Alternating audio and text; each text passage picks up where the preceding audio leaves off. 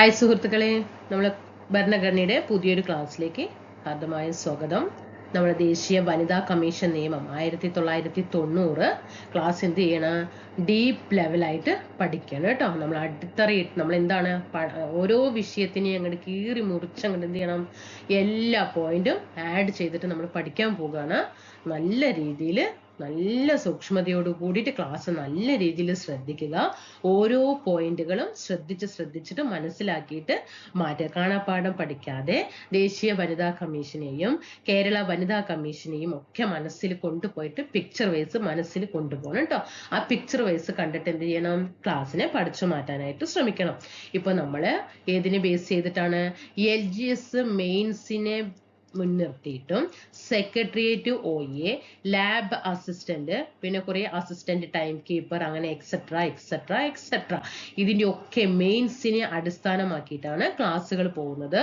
ഇപ്പൊ നമ്മള് കോൺസ്റ്റിറ്റ്യൂഷനിലെ ക്ലാസ്സുകളാണ് കണ്ടിന്യൂ ചെയ്യുന്നത്. ഓക്കെ, കോൺസ്റ്റിറ്റ്യൂഷനില് പ്രിലിംസും മെയിൻസിലുള്ള വിഷയങ്ങള്, മെയിൻസിന് എങ്ങനെയാണോ ഒരു ഉദ്യോഗാർത്ഥി പഠിച്ചിരിക്കേണ്ടത് അതിനെ ലക്ഷ്യമാക്കിയിട്ടാണ് പഠിക്കുന്നത്. അപ്പൊ നമുക്ക് എന്ത് ചെയ്യും, പ്രിലിംസ് ഈസി ആയിട്ട് ക്രാക്ക് ചെയ്യും. നിങ്ങളൊരു കാര്യം മനസ്സിലാക്കണം, സെക്രട്ടേറിയറ്റ് OA എന്ന് പറയുന്നത് സ്റ്റേറ്റ് വൈഡ് ആണ്. അതുകൊണ്ട് പ്രിലിംസ് ഒക്കെ എന്ന് പറയുമ്പോൾ നല്ല മാർക്ക് ഉണ്ടെങ്കിൽ മാത്രമാണ് പ്രിലിംസിന് കയറാനായിട്ട് സാധിക്കുകയുള്ളൂ, ഡിസ്ട്രിക്ട് വൈസ് അല്ല. എങ്കിൽ പ്രിലിംസിന് നല്ല മാർക്കിൽ സ്കോർ ചെയ്താൽ മാത്രമാണ് നമുക്ക് സെക്രട്ടേറിയറ്റ് OAയുടെ മെയിൻസിനും ലാബ് അസിസ്റ്റന്റിന്റെ മെയിൻസിനും ഒക്കെ നമുക്ക് എൻട്രി ചെയ്യാൻ പറ്റുകയുള്ളൂ.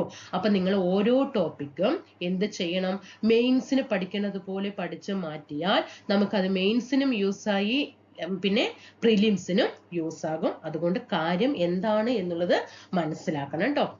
അപ്പൊ നമ്മൾ എന്ത് ചെയ്തു, എല്ലാം അല്ലെ, നമ്മുടെ കോൺസ്റ്റിറ്റ്യൂഷനില് മൗലിക അവകാശങ്ങളും അതുപോലെ മൗലിക കടമകളും മാർഗനിർദ്ദേശക തത്വങ്ങളും അതുപോലെ തന്നെ ലിസ്റ്റുകളും മനുഷ്യ അവകാശ കമ്മീഷനെ കുറിച്ചിട്ടും ഇന്ന് ഏതാണ് വനിതാ കമ്മീഷനെ കുറിച്ചിട്ടും ക്ലാസ്സുകൾ ഇതൊക്കെ എന്ത് ചെയ്തു, നമ്മുടെ ക്ലാസ് എടുത്തു കഴിഞ്ഞിട്ട് നമ്മുടെ ചാനലില് പ്ലേ ലിസ്റ്റ് ക്രിയേറ്റ് ചെയ്തിട്ടിട്ടുണ്ട്. Secretariat OA, lab assistant, various LGS prelims and mains അടിസ്ഥാനമാക്കിയിട്ട്, LGS പറയുമ്പോൾ മെയിൻസിന് മാത്രമാണ് അല്ലെ, ഇതൊക്കെ അടിസ്ഥാനമാക്കിയിട്ട് ഒരു പ്ലേ ലിസ്റ്റ് ക്രിയേറ്റ് ചെയ്തിട്ടുണ്ട്. ഈ ക്ലാസ്സുകളൊക്കെ എന്ത് ചെയ്തിട്ടുണ്ട്, അതിൽ കിടക്കുന്നുണ്ട് കേട്ടോ. എല്ലാം മെയിൻസിനെ ആസ്പദമാക്കിയിട്ടാണ് ഇന്ന് നമ്മൾ എടുക്കാൻ പോകുന്നത്. ദേശീയ വനിതാ കമ്മീഷൻ നിയമം 1990 ദേശീയ വനിതാ കമ്മീഷൻ 1992 ജനുവരി 31 കേരള വനിതാ കമ്മീഷൻ 1996 മാർച്ച് 14 എന്ത് ചെയ്യാണ്, അടിസ്ഥാനം മുതൽ അവസാനം വരെ കേട്ടോ, തുടക്കം മുതൽ അവസാനം വരെ എന്ത് ചെയ്യാണ്, ഓരോ പോയിന്റും നമ്മൾ ക്ലാസ്സുകൾ ചെയ്തു പോകുകയാണ്.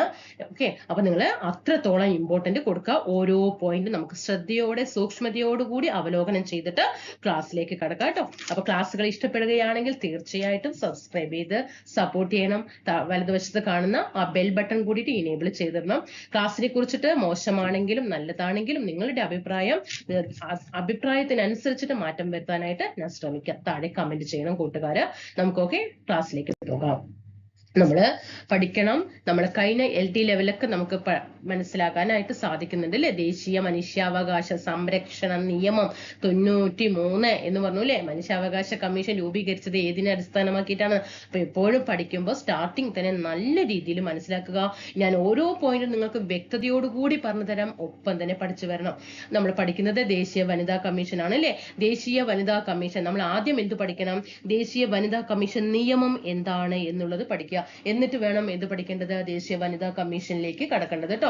അപ്പൊ നമ്മൾ ഇപ്പൊ പഠിക്കുന്നത് എന്താണ്, ദേശീയ വനിതാ കമ്മീഷൻ നിയമമാണ് കേട്ടോ. നിയമമാണ് പഠിക്കാൻ പോകുന്നത്. നിയമം നിലവിൽ വന്നത് 1990. അപ്പൊ 1990 ദേശീയ വനിതാ കമ്മീഷൻ നിയമം അടിസ്ഥാനമാക്കിയിട്ടാണ് 1992 ജനുവരി 31 എന്ത് വന്നത്, ദേശീയ തലത്തിൽ ഒരു വനിതാ കമ്മീഷൻ നിലവിൽ വരുന്നത്. അപ്പൊ എന്താണ് ദേശീയ വനിതാ കമ്മീഷൻ നിയമം എന്നുള്ളത് നമുക്ക് പഠിച്ചു പോകാലോ. പഠിച്ചു പോകല്ലോ.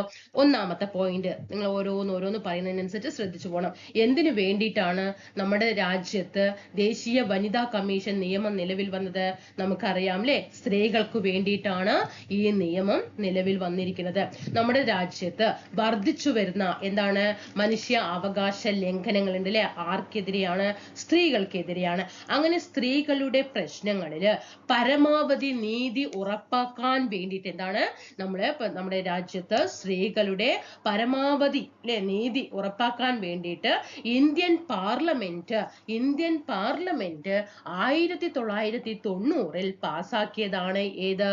ദേശീയ വനിതാ കമ്മീഷൻ നിയമം. അപ്പൊ ഇന്ത്യൻ പാർലമെന്റ് സ്ത്രീകൾക്ക് വേണ്ടിയിട്ട് പരമാവധി നീതി ഉറപ്പാക്കാൻ വേണ്ടിയിട്ടാണ് ദേശീയ വനിതാ കമ്മീഷൻ നിയമം 1990 ഇന്ത്യൻ പാർലമെന്റ് കൊണ്ടുവരുന്നത്. മനസ്സിലായോ? ഒന്നാമത്തെ പോയിന്റ് നിങ്ങൾ ശ്രദ്ധിക്കുക. ഇപ്പൊ എന്തിനു വേണ്ടിയിട്ട് കമ്മീഷൻ നിയമം കൊണ്ടുവന്നു എന്നുള്ളത് മനസ്സിലായല്ലോ. എപ്പോഴാണ് ഈ നിയമത്തിൽ പ്രസിഡന്റ് ഒപ്പുവെക്കുന്നത്? 1990 ഓഗസ്റ്റ് മാസം 30 ആണ് പ്രസിഡന്റ് സൈൻ ചെയ്യുന്നത്. 1990 ഓഗസ്റ്റ് മാസം 30 ഈ നിയമത്തിൽ പ്രസിഡന്റ് എന്ത് ചെയ്തു? ഒപ്പുവെച്ചു. മനസ്സിലായോ? 90 ഓഗസ്റ്റ് 30 പ്രസിഡന്റ് സൈൻ വെച്ചു. ഇനി ഈ വനിതാ കമ്മീഷൻ നിയമത്തില് എത്ര അധ്യായങ്ങളുണ്ട്? 5 അധ്യായങ്ങൾ ഉണ്ട്. എത്രയാണ്? 5 അധ്യായങ്ങൾ ഉണ്ട്. പഠിച്ചോ? 5 അധ്യായങ്ങളുണ്ട്. എത്ര വകുപ്പുകളുണ്ട്? 17 വകുപ്പുകൾ ഉണ്ട്. 17 വകുപ്പുകൾ ഉണ്ട്. പഠിച്ചോ? പഠിച്ചു. ഇനി അധ്യായം 2 അധ്യായം 5 അധ്യായങ്ങൾ എന്ന് പറഞ്ഞു. അധ്യായം 2 ദേശീയ വനിതാ കമ്മീഷനെ കുറിച്ചിട്ട് പറയുന്നത്. ദേശീയ വനിതാ കമ്മീഷനെ കുറിച്ചിട്ട് പറയുന്നത് അധ്യായം 2 അധ്യായം 3 ദേശീയ വനിതാ കമ്മീഷന്റെ ചുമതലകളെ കുറിച്ചിട്ട് പറയുന്നു. ദേശീയ വനിതാ കമ്മീഷന്റെ ചുമതലകളെ കുറിച്ചിട്ട് അധ്യായം 3 പറയുന്നു. അതുപോലെ അധ്യായം 4 ദേശീയ വനിതാ കമ്മീഷന്റെ ധനകാര്യവും അതുപോലെ തന്നെ അക്കൗണ്ടുകളും അക്കൗണ്ടുകളും അതുപോലെ ഓഡിറ്റിനെ കുറിച്ചിട്ടും അധ്യായം 4 പറയുന്നുണ്ട്. ഓക്കെ, അപ്പൊ 2, 3, 4 ഇത് പഠിച്ചു വെക്കുക. മൊത്തം അധ്യായങ്ങൾ അധ്യായം 5 അധ്യായങ്ങളാണ്. അധ്യായം 2 പറയുന്നത് ദേശീയ വനിതാ കമ്മീഷനെ കുറിച്ചിട്ട്. അധ്യായം 3 ദേശീയ വനിതാ കമ്മീഷന്റെ ചുമതലകളെ കുറിച്ച് പറയുമ്പോൾ അധ്യായം 4 ദേശീയ വനിതാ കമ്മീഷന്റെ ധനകാര്യങ്ങളെ കുറിച്ചിട്ടും അക്കൗണ്ടുകളെ കുറിച്ചും ഓഡിറ്റുകളെ കുറിച്ചിട്ടും പറയുന്നു. അപ്പൊ ഇത്രയും കാര്യങ്ങള് ദേശീയ വനിതാ കമ്മീഷൻ നിയമത്തെ കുറിച്ചിട്ട് നിങ്ങൾ എന്ത് ചെയ്യണം? മനസ്സിലാക്കിയിരിക്കണം. അപ്പൊ ദേശീയ വനിതാ കമ്മീഷൻ നിയമം 1990 ഇന്ത്യൻ പാർലമെന്റ് സ്ത്രീകൾക്ക് നീതി ഉറപ്പാക്കാൻ വേണ്ടി നമ്മുടെ രാജ്യത്ത് കൊണ്ടുവന്ന ഒരു നിയമമാണ്. അത് ആരാണ്? പ്രസിഡന്റ് ഒപ്പുവെക്കണം അല്ലെ? നിയമമാകണമെങ്കിൽ ആര് ഒപ്പുവെക്കണം? ഇന്ത്യൻ പ്രസിഡന്റ് ഒപ്പുവെക്കണം. ഇന്ത്യൻ പ്രസിഡന്റ് എപ്പോ ഒപ്പുവെച്ചു? 1990 ഓഗസ്റ്റ് 30 ഇന്ത്യൻ രാഷ്ട്രപതി ഒപ്പുവെക്കുന്നു. ആ നിയമത്തിൽ 5 അധ്യായങ്ങളും 17 വകുപ്പുകളുമാണ്. ശ്രദ്ധിക്കണം, ഓരോ കമ്മീഷൻസ് വരുമ്പോഴും അധ്യായങ്ങൾ വകുപ്പുകൾ പഠിച്ചിരിക്കണം. കാരണം ഇപ്പോഴത്തെ ന്യൂ ട്രെൻഡ് എന്താണ്? വകുപ്പുകളും അധ്യായങ്ങളുമാണ് PSCക്ക് അത്യാവശ്യം. ഓക്കെ ആണോ? അപ്പൊ ദേശീയ വനിതാ കമ്മീഷനില് 5 അധ്യായങ്ങളും 17 വകുപ്പുകളുമാണുള്ളത്. അധ്യായം 5 അധ്യായം 2 അധ്യായം 5 അധ്യായം 5 അധ്യായങ്ങളുടെ എണ്ണം 5 അതിൽ അധ്യായം 2 ദേശീയ വനിതാ കമ്മീഷനും അധ്യായം 3 ദേശീയ വനിതാ കമ്മീഷന്റെ ചുമതലകളെ കുറിച്ചും അധ്യായം 4 ദേശീയ വനിതാ കമ്മീഷന്റെ ധനകാര്യത്തെ കുറിച്ചും അക്കൗണ്ടുകളെ കുറിച്ചും ഓഡിറ്റുകളെ കുറിച്ചിട്ടും പ്രതിപാദിക്കുന്നു. ഓക്കെ ആണോ? ഫീവർ ആണ്, കോൾഡ് ആണ്, അതുകൊണ്ട് സൗണ്ട് ഭയങ്കര ഇറിറ്റേഷൻ ആകുന്നുണ്ടെങ്കിൽ കൂട്ടുകാർ തീർച്ചയായും ക്ഷമിക്കണം. അസുഖം കഴിയുന്നത് വരെ ക്ലാസ് ഇടാതിരുന്നാൽ നടക്കില്ലല്ലോ, നമുക്ക് എക്സാമിന് ടൈം ഇല്ല അല്ലെ, അതുകൊണ്ടാണ്. അപ്പൊ ഇത്രയും ദേശീയ വനിതാ കമ്മീഷൻ നിയമം 1990 ഓക്കെ ആണോ? ഇതാണ് നിയമത്തെ കുറിച്ചിട്ട് നമ്മൾ അറിഞ്ഞിരിക്കേണ്ട കാര്യങ്ങള്. നമുക്കിനി എന്താണ് കമ്മീഷൻ എന്നുള്ളത് നമുക്ക് നോക്കാം. ഇനി നമുക്ക് ദേശീയ വനിതാ കമ്മീഷന്റെ ഘടന എങ്ങനെയാണ് എന്നുള്ളത് നമുക്ക് നോക്കാം. ദേശീയ വനിതാ കമ്മീഷൻ നിലവിൽ വന്നത് 1990 ദേശീയ വനിതാ കമ്മീഷൻ നിയമം അനുസരിച്ച് 1992 ജനുവരി 31 ദേശീയ വനിതാ കമ്മീഷൻ നിലവിൽ വന്നു. ഓക്കെ, 92 ജനുവരി 31. 92 ഒക്കെ നമുക്ക് ഓർമ്മ കിട്ടും, ജനുവരിയും കിട്ടില്ല 31 കിട്ടില്ല, മറക്കരുത്. 1992 ജനുവരി 31 ദേശീയ വനിതാ കമ്മീഷൻ നിലവിൽ വന്നു. മനസ്സിലാക്കിയോ? ഓക്കെ ആയോ? നമുക്ക് ഓരോ പോയിന്റ് ദേശീയ വനിതാ കമ്മീഷന്റെ ഘടന ഒന്ന് നോക്കിയാലോ? പറഞ്ഞു അല്ലെ. അപ്പൊ നമ്മൾ പറഞ്ഞു ദേശീയ വനിതാ കമ്മീഷൻ കിടക്കുന്ന അധ്യായം ഏതിലാണ്? ദേശീയ വനിതാ കമ്മീഷന്റെ അധ്യായം ഏതിലാണ്? അധ്യായം 2 ദേശീയ വനിതാ കമ്മീഷൻ കിടക്കുന്നത് അല്ലെ. അധ്യായം 2 ദേശീയ വനിതാ കമ്മീഷൻ ഉൾപ്പെട്ടിരിക്കുന്നു. ഇനി രണ്ടാമത്തത്, ഇതൊരു ഭരണഘടനാ സ്ഥാപനമാണോ അല്ലയോ? ആണോ അല്ലയോ? വനിതാ കമ്മീഷനിൽ ആർട്ടിക്കിൾ പറയുന്നുണ്ടോ? നമ്മുടെ ഇന്ത്യൻ ഭരണഘടനയിൽ ആർട്ടിക്കിൾ വിഭാവനം ചെയ്തിട്ടുണ്ടോ വനിതാ കമ്മീഷന്? ഇല്ല. അതുകൊണ്ട് ദേശീയ വനിതാ കമ്മീഷൻ ഒരു സ്റ്റാറ്റ്യൂട്ടറി ബോഡിയാണ്. ഒരു സ്റ്റാറ്റ്യൂട്ടറി ബോഡി ആണ്. എന്താണ് ഈ സ്റ്റാറ്റ്യൂട്ടറി ബോഡി? ഒരു നിയമത്തിലൂടെ രൂപം കൊണ്ടതാണ് അല്ലെ. ഒരു 1990 ദേശീയ വനിതാ കമ്മീഷൻ നിയമത്തിലൂടെ രൂപം കൊണ്ടത്. അങ്ങനെ ഒരു നിയമത്തിലൂടെ, ഇപ്പൊ നമ്മൾ പറഞ്ഞു ദേശീയ വനിതാ കമ്മീഷൻ നിയമം 1990, അങ്ങനെയൊക്കെ ഏതൊക്കെ ഒരു സ്ഥാപനം ഒരു നിയമത്തിലൂടെ വന്നിട്ടുണ്ടോ, ആർട്ടിക്കിൾ അല്ല, ഒരു നിയമത്തിലൂടെ വന്നിട്ടുണ്ടോ, ആ സ്ഥാപനങ്ങളെല്ലാം എന്താണ്? ഒരു സ്റ്റാറ്റ്യൂട്ടറി ബോഡിയാണ് അല്ലെ. 1990 ദേശീയ വനിതാ കമ്മീഷൻ നിയമത്തിലൂടെയാണ് ദേശീയ വനിതാ കമ്മീഷൻ 92 വരുന്നത്. അതുകൊണ്ട് ദേശീയ വനിതാ കമ്മീഷൻ എന്താണ്?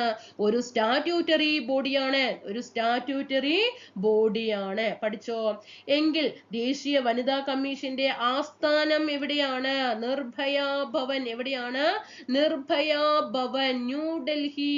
നിർഭയ ഭവൻ, ന്യൂഡൽഹി. നിർഭയ അല്ലെ, സ്ത്രീകൾ ഭയക്കാൻ പാടുമോ? പാടില്ല. നിർഭയ ഭവൻ. ഏത് മന്ത്രാലയത്തിന് കീഴിലാണ് ദേശീയ വനിതാ കമ്മീഷൻ? നമ്മൾ കഴിഞ്ഞ ക്ലാസ്സിൽ ദേശീയ മനുഷ്യാവകാശ കമ്മീഷൻ പഠിച്ചപ്പോൾ ഏത് മന്ത്രാലയത്തിന് കീഴിൽ എന്ന് പറഞ്ഞു? ആഭ്യന്തര മന്ത്രാലയത്തിന് കീഴിലാണ്. ഏതാണ്? ദേശീയ മനുഷ്യാവകാശ കമ്മീഷൻ ആഭ്യന്തര മന്ത്രാലയത്തിന് കീഴിലാണ്. എങ്കിൽ ദേശീയ വനിതാ കമ്മീഷൻ ഏത് മന്ത്രാലയത്തിന് കീഴിലാണ്? വനിതാ അല്ലെ, വനിതാ ശിശു വികസന മന്ത്രാലയത്തിന് കീഴിലാണ്. ഏത്? ദേശീയ വനിതാ കമ്മീഷൻ എന്ന് പറയുന്ന ministry of woman and child ഡെവലപ്മെന്റിന് കീഴിലാണ് ഏത് വരുന്നത്? ദേശീയ വനിതാ കമ്മീഷന്റെ മന്ത്രാലയം അല്ലെ. ഏത് മന്ത്രാലയത്തിന് കീഴിലാണ് ചോദിച്ചാൽ വനിതാ ശിശു വികസന മന്ത്രാലയത്തിന് കീഴിലാണ്. ഇനി അടുത്ത പോയിന്റ്, ദേശീയ വനിതാ കമ്മീഷന്റെ പ്രസിദ്ധീകരണം ഏതാണ്? രാഷ്ട്രമഹിള. ഏതാണ്?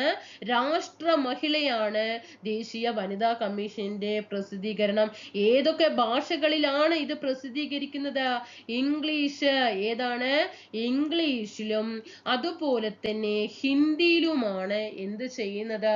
ദേശീയ വനിതാ കമ്മീഷൻ പ്രസിദ്ധീകരിക്കുന്നത്. പ്രസിദ്ധീകരണമായ രാഷ്ട്രമഹിള പ്രസിദ്ധീകരിക്കുന്നത് ഇംഗ്ലീഷിലും. പിന്നെ ഏതിലാണ്? ഹിന്ദിയിലെ. ഹിന്ദി. ഏതിലാണ്? ഹിന്ദി. ഒക്കെയാണ്. പഠിച്ചു. അപ്പൊ ഇത്രയും കാര്യങ്ങള് ദേശീയ വനിതാ കമ്മീഷന്റെ ഒരു ഘടന എങ്ങനെയാണ് എന്നുള്ളത് നോക്കുക. മനസ്സിലായോ? ഏത് വകുപ്പിലാണ് ദേശീയ വനിതാ കമ്മീഷൻ? അതായത് അധ്യായം 2 ഉൾപ്പെട്ടിരിക്കുന്നു അല്ലെ. അധ്യായം അധ്യായം 2 എന്ന് പറഞ്ഞു വകുപ്പ് ഏതിൽ വരും? 3 മുതൽ 9 വരെ വകുപ്പിലാണ് കേട്ടോ. ഇവിടെ എഴുതാട്ടോ. വകുപ്പുകൾ ഏതിൽ വരും? 3 മുതൽ 9 വകുപ്പ് വരെ ഏതാണ്? ദേശീയ വനിതാ കമ്മീഷനെ കുറിച്ചിട്ടാണ് പറയുന്നത്. അപ്പൊ ഇത്രയും കാര്യങ്ങൾ ദേശീയ വനിതാ കമ്മീഷന്റെ ഒരു ഘടനയെ കുറിച്ച് മനസ്സിലായോ? അധ്യായം 2 ദേശീയ വനിതാ കമ്മീഷൻ വകുപ്പ് 3 മുതൽ 9 വരെ കിടക്കുന്നു. ഒരു സ്റ്റാറ്റ്യൂട്ടറി ബോഡിയാണ്. ഇതിന്റെ ആസ്ഥാനം നിർഭയ ഭവൻ ന്യൂഡൽഹിയാണ്. വനിതാ ശിശു വികസന മന്ത്രാലയത്തിന് കീഴിലാണ് ദേശീയ വനിതാ കമ്മീഷൻ. ദേശീയ വനിതാ കമ്മീഷന്റെ പ്രസിദ്ധീകരണം രാഷ്ട്ര മഹിളയാണ്. ഇംഗ്ലീഷിലും ഹിന്ദിയിലുമാണ് രാഷ്ട്ര മഹിള പ്രസിദ്ധീകരിക്കുന്നത്. ഓക്കെ ആയോ?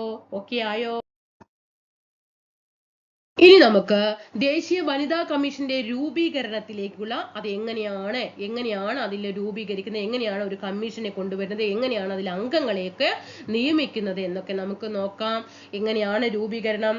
നമുക്ക് സ്ത്രീകൾക്ക് വേണ്ടിയിട്ട് അല്ലെ ഒരു ദേശീയ കമ്മീഷൻ രൂപീകരിക്കണം അല്ലെ, ഒരു സ്ത്രീകൾക്ക് വേണ്ടിയിട്ട് ഒരു ദേശീയ കമ്മീഷൻ രൂപീകരിക്കണം അല്ലെ. അങ്ങനെ രൂപീകരിക്കുന്ന സമയത്ത് അതിൽ കമ്മീഷൻ വേണം, അതിൽ അംഗങ്ങൾ വേണം, ഒരു മെമ്പർ സെക്രട്ടറി വേണം, അങ്ങനെ കുറെ പേര് വേണം അല്ലെ. എങ്കിലേ നമുക്ക് ഈ വനിതാ കമ്മീഷൻ എന്ത് നല്ല രീതിയിൽ മുന്നോട്ട് കൊണ്ടുപോകാനായിട്ട് സാധിക്കുള്ളൂ.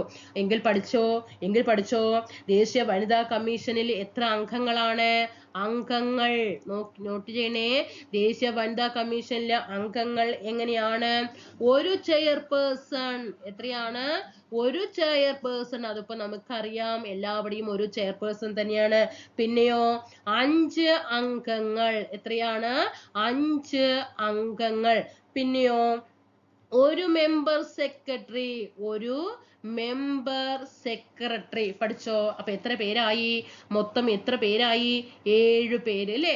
ഒരു ചെയർപേഴ്സൺ. ചിലപ്പോ ചോദ്യം വരാം, ചെയർപേഴ്സണെ കൂടാതെ എത്ര അംഗങ്ങൾ? കണ്ടോ, ചെയർപേഴ്സണെ കൂടാതെ എത്ര അംഗങ്ങൾ എന്ന് ചോദിക്കും. അത് അവിടെ ക്വസ്റ്റ്യൻ നമ്മൾ എപ്പോഴും ഒന്ന് ഊന്നൽ കൊടുത്ത് തന്നെ വായിച്ചിരിക്കണം. ഒരു ചെയർപേഴ്സണും 5 അംഗങ്ങളും ഒരു മെമ്പർ സെക്രട്ടറിയും അടങ്ങിയതാണ് ഒരു ദേശീയ തലത്തിലുള്ള വനിതാ കമ്മീഷനിലെ അംഗങ്ങളുടെ ഘടന എന്ന് പറയുന്നത്. ഇനി ഈ ചെയർപേഴ്സണെ നാമനിർദ്ദേശം ചെയ്യുന്നത് ആരാണ്? കേന്ദ്ര ഗവൺമെന്റ് ആണ്. ആരാണ്? കേന്ദ്ര ഗവൺമെന്റ് ആണ്. വേഗം പോയിട്ട് കേന്ദ്ര ഗവൺമെന്റ് ഏതെങ്കിലും ഒരു വ്യക്തിയെ വനിതാ കമ്മീഷനിൽ ചെയർപേഴ്സൺ ആക്കുമോ? ഇല്ല. കാരണം ഇങ്ങനെ ചെയർപേഴ്സൺ ആകുന്ന വ്യക്തി എന്ന് പറയുന്നത് സ്ത്രീകളുടെ കാര്യങ്ങളിൽ പ്രതിബദ്ധതയുള്ള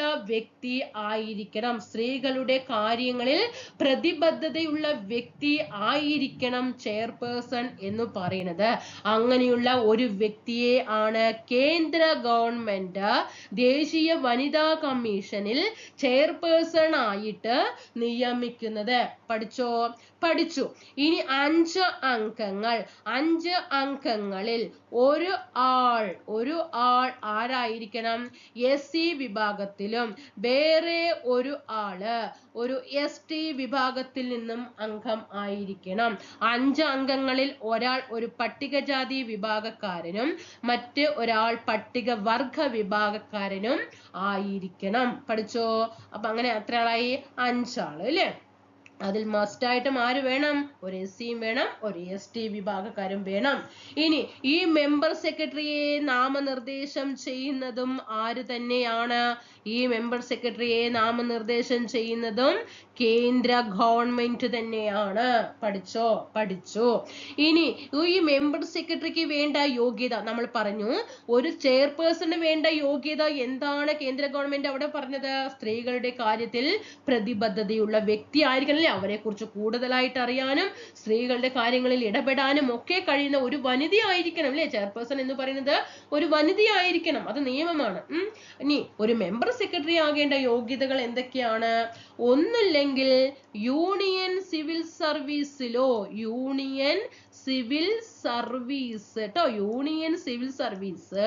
അല്ലെങ്കിലോ ഒരു അഖിലേന്ത്യാ സർവീസിലോ അംഗമായിരിക്കുകയോ അല്ലെങ്കിൽ ഒരു സിവിൽ തസ്തിക മസ്റ്റ് ആണ്, ഒരു സിവിൽ തസ്തിക എന്ന് പറയുന്നത് കേട്ടോ.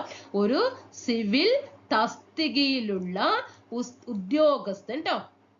എന്താണ് ഇവിടെ നോക്കിക്കേ, ഇവിടെയും സിവിൽ ഉണ്ട്, ഇവിടെയും സിവിൽ ഉണ്ട്, ഇവിടെയും സിവിൽ ഉണ്ട് കണ്ടോ. അപ്പൊ മെമ്പർ സെക്രട്ടറി എന്ന് പറയുന്നത് ഒരു സിവിൽ സർവീസ് ലെവലുള്ള ഒരു ഉദ്യോഗസ്ഥനായിരിക്കണം എന്നുള്ളത് നിയമമാണ്. ഓക്കെ, അപ്പൊ മെമ്പർ സെക്രട്ടറിക്കാണ് യോഗ്യത. എന്താണ് ആ മെമ്പർ സെക്രട്ടറിയുടെ യോഗ്യത? നമ്മൾ എന്ത് പറഞ്ഞു? യൂണിയൻ സിവിൽ സർവീസിലോ ഒരു അഖിലേന്ത്യാ സർവീസിൽ അംഗമായിരിക്കുകയോ അല്ലെങ്കിൽ ഒരു സിവിൽ തസ്തികയിൽ ഇരിക്കുന്ന ഉദ്യോഗസ്ഥനായിരിക്കുകയോ ചെയ്യണം. ഇത് മൂന്നും അല്ലെങ്കിൽ ഓർ എന്തായിരിക്കും? ഭരണത്തിന്റെയോ, എങ്ങനെയാണ്? ഭരണം ട്ടോ, ഭരണത്തിന്റെയോ അല്ലെങ്കിൽ സംഘടനാ സംവിധാനത്തിന്റെയോ, ഭരണത്തിന്റെയോ അല്ലെങ്കിൽ സംഘടനാ സംവിധാനത്തിന്റെയോ സാമൂഹ്യ ശാസ്ത്ര പ്രസ്ഥാനത്തിന്റെയോ രംഗത്തുള്ള വിദഗ്ധനായിരിക്കണം. സാമൂഹ്യ ശാസ്ത്ര പ്രസ്ഥാനത്തിന്റെയോ രംഗത്തുള്ള വിദഗ്ധനായിരിക്കണം. അപ്പൊ ഈ മൂന്ന് വ്യക്തികൾ അല്ലെങ്കിൽ ഭരണത്തിന്റെയോ പിന്നെയോ സംഘടനാ സംവിധാനത്തിന്റെയോ അല്ലെങ്കിൽ സാമൂഹ്യ ശാസ്ത്ര പ്രസ്ഥാനത്തിന്റെയോ രംഗത്തുള്ള വിദഗ്ധനായിരിക്കണം ആര്? മെമ്പർ സെക്രട്ടറി എന്ന് പറയുന്നത്. മനസ്സിലായല്ലോ? എങ്ങനെയാണ് ദേശീയ വനിതാ കമ്മീഷനിലെ അംഗങ്ങളെ എന്ന് പറഞ്ഞല്ലോ. ഒരു ചെയർപേഴ്സൺ, 5 അംഗങ്ങൾ, ഒരു മെമ്പർ സെക്രട്ടറി. ഒരു ചെയർപേഴ്സൺ നാമനിർദ്ദേശം ചെയ്യുന്നത് കേന്ദ്ര ഗവൺമെന്റ് ആണ്. സ്ത്രീകളുമായി ബന്ധപ്പെട്ട പ്രതിബദ്ധതയുള്ള വ്യക്തികളായിരിക്കണം. 5 അംഗങ്ങളിൽ ഒരാൾ SC ആയിരിക്കണം, ഒരാൾ ST ആയിരിക്കണം. ഒരു മെമ്പർ സെക്രട്ടറി നാമനിർദ്ദേശം ചെയ്യുന്നത് കേന്ദ്ര ഗവൺമെന്റ് ആണ്. മെമ്പർ സെക്രട്ടറിക്ക് വേണ്ട യോഗ്യത യൂണിയൻ അല്ലെങ്കിൽ യൂണിയൻ സിവിൽ സർവീസിലോ അല്ലെങ്കിൽ അഖിലേന്ത്യാ സിവിൽ സർവീസിലോ അല്ലെങ്കിൽ സിവിൽ സർവീസ് തസ്തികയിലോ ഉള്ള ഉദ്യോഗസ്ഥനായിരിക്കണം. ഇത് മൂന്നുമല്ലെങ്കിൽ ഭരണത്തിന്റെയോ സംഘടനാ രംഗത്തോ അല്ലെങ്കിൽ സാമൂഹ്യ ശാസ്ത്ര രംഗത്തോ ഉള്ള വിദഗ്ധന് ആയിരിക്കണം. ഓക്കെ ആയോ? ഇത്രയും ഭാഗങ്ങൾ മനസ്സിലായോ? നമുക്കിനി ദേശീയ വനിതാ കമ്മീഷൻ നിലവിൽ വന്നതിന് ശേഷം ഇതുവരെയുള്ള എല്ലാ ചെയർപേഴ്സൺമാരെ കുറിച്ചിട്ട് നമുക്ക് നോക്കാം. ദേശീയ വനിതാ കമ്മീഷന്റെ ആദ്യത്തെ അധ്യക്ഷ ആരാണ്? Jayanthi Patnaik. Very important, previous most important, എപ്പോഴും ചോദിക്കാറുണ്ട്. ആരാണ്? ജയന്തി പട്നായിക് ആണ് ദേശീയ വനിതാ കമ്മീഷന്റെ ആദ്യത്തെ അധ്യക്ഷ എന്ന് പറയുന്നത്. ആദ്യത്തെ അധ്യക്ഷ പറയുമ്പോൾ ദേശീയ വനിതാ കമ്മീഷൻ നിലവിൽ വന്നു 92 അല്ലേ? അങ്ങനെ 92 മുതൽ 95 വരെ ആരായിരുന്നു? ജയന്തി പട്നായിക് ആണ്. ആരാണ്? ജയന്തി പട്നായിക് ആണ്. ഇനി നിലവിൽ ആരാണ്? നിലവിൽ ആദ്യത്തേത് നമ്മൾ പറഞ്ഞു ജയന്തി പട്നായിക്. നിലവിൽ ആരാണ്? രേഖ ശർമ്മ അല്ലെ? ആരാണ്? രേഖ ശർമ്മ. എപ്പോ തുടങ്ങി? 2018 മുതൽ ഇവരാണ് കേട്ടോ. രേഖ ശർമ്മയാണ് 2018 മുതൽ ദേശീയ വനിതാ കമ്മീഷന്റെ ചെയർപേഴ്സൺ ആയിട്ട് ആരുണ്ട്? രേഖ ശർമ്മയുണ്ട്. പഠിച്ചോ? ഇനി 2 പ്രാവശ്യം കേട്ടോ, 2 തവണ വനിതാ കമ്മീഷൻ അധ്യക്ഷ പദവിയിൽ എത്തിയതാണ് ഗിരിജ വ്യാസും. 2 തവണയായിട്ടുണ്ട്, ഒരു തവണയല്ല. ഗിരിജ വ്യാസും പിന്നെ ആരാണ്? രേഖ ശർമ്മ പറയുമ്പോ 2018 തുടങ്ങിയില്ലേ? 2018 തുടങ്ങിയിട്ട് ഇപ്പൊ 2024 ആയില്ലേ? എത്ര വർഷമായി? 7 വർഷമായി ഇല്ലേ? അപ്പൊ ആരും വരും? രേഖ ശർമ്മയും വരും കേട്ടോ. രേഖ ശർമ്മയും 2 തവണ കേട്ടോ, 2 തവണ ദേശീയ വനിതാ കമ്മീഷനില് ചെയർപേഴ്സൺ ആയ വ്യക്തികളാണ് ഗിരിജ വ്യാസും രേഖ ശർമ്മയും. പഠിച്ചു എങ്കിൽ നമുക്ക് ഇന്ന് വരെ വന്നിട്ടുള്ള എല്ലാവരെയും പഠിച്ചാലോ? ഓക്കെ, ഫസ്റ്റ് ആര് നമ്മൾ പറഞ്ഞു? ഫസ്റ്റ് ജയന്തി പട്നായിക് പറഞ്ഞു അല്ലെ? ഫസ്റ്റത്തെ ദേശീയ വനിതാ കമ്മീഷന്റെ ചെയർപേഴ്സൺ ആണ് ജയന്തി പട്നായിക് പറഞ്ഞു. രണ്ടാമത്തത് ആരാണ്? മോഹിനി ഗിരിയാണ്. മോഹിനി ഗിരിയാണ്. മൂന്നാമത് വിഭ പാർത്ഥസാരഥി. ആരാണ്? വിഭ പാർത്ഥസാരഥി. പഠിച്ചോ? വിഭ പാർത്ഥസാരഥി. ചിലപ്പോ 4 ഓപ്ഷൻ തന്നിട്ട് ഇതിൽ വനിതാ കമ്മീഷൻ ചെയർപേഴ്സൺ ആകാത്ത വ്യക്തി ആരെ എന്ന് ചോദ്യം വരും കേട്ടോ. നമ്മൾ കഴിഞ്ഞതില് നമ്മുടെ ഭരണഘടനാ നിർമ്മാണ സഭയിൽ അംഗമാകാത്ത വനിത ഏതെന്ന് ചോദിച്ചിട്ട് തന്നില്ലേ, അതേപോലെ വരും. അപ്പൊ പഠിച്ചു വെക്കുക. 1 ജയന്തി പട്നായിക്, 2 മോഹിനി ഗിരി, 3 ആര് വന്നു, വിഭ പാർത്ഥസാരഥി വന്നു, 4 പൂർണിമ അദ്വാനി, പൂർണിമ അദ്വാനി, പൂർണിമ അദ്വാനി, 5 ഗിരിജ വ്യാസ്, ആരാണ്, ഗിരിജ വ്യാസ്, 6 ആരാണ്, മമത ശർമ്മ, മമത ശർമ്മ വന്നു, 7 ലളിത കുമാരമംഗലം, ലളിത കുമാരമംഗലം വന്നു, 8 വന്നു നമ്മുടെ രേഖ ശർമ്മ, ഇപ്പോഴത്തെ ദേശീയ വനിതാ കമ്മീഷന്റെ അധ്യക്ഷ രേഖ ശർമ്മ. ഞാൻ ഇതിൽ ഓർത്തിരിക്കുന്നത് നമ്മുടെ സിനിമ ആക്ട്രസുകളിനെയാണ് ഓർത്തു വെച്ചിരിക്കുന്നത് കേട്ടോ. അതായത് നമുക്കറിയാം മോഹിനിയിലെ എല്ലാ പേരും, നമുക്ക് മറ്റുള്ള പേരുകളൊക്കെ നമുക്ക് ജസ്റ്റ് എന്ത് ചെയ്യാ, ഓർമ്മ വെച്ച് വെക്കുക. അതിൽ ഓർത്ത് വെക്കാൻ നമ്മുടെ മോഹിനിയിലെ പഴയകാല നടിയില്ലേ മോഹിനി, അവരെ ഓർത്ത് വെച്ചു. നമ്മുടെ പൂർണിമ ഇന്ദ്രജിത്തിന്റെ വൈഫിനെ ഓർത്ത് വെച്ചു. പിന്നെ ഗിരിജയുണ്ട്, പഴയകാല ഒരു നടിയുണ്ടല്ലോ ഗിരിജ.